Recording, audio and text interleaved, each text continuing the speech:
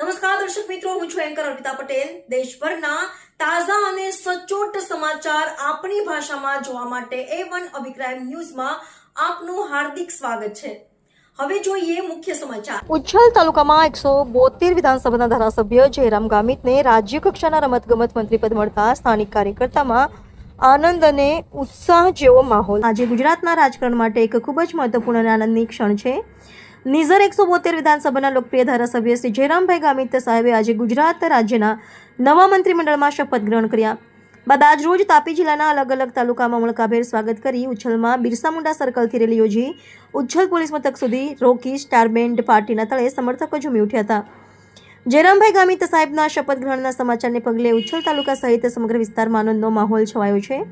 તેમના સમર્થકો અને કાર્યકર્તાઓમાં ઉત્સાહ જોવા મળી રહ્યો છે। ધારાસભ્યશ્રીએ રાજ્યમંત્રી તરીકે શપથ લેતા હવે તેમના મત વિસ્તારમાં વિકાસના નવા દ્વાર ખુલશે તેવી આશા બંધાઈ છે।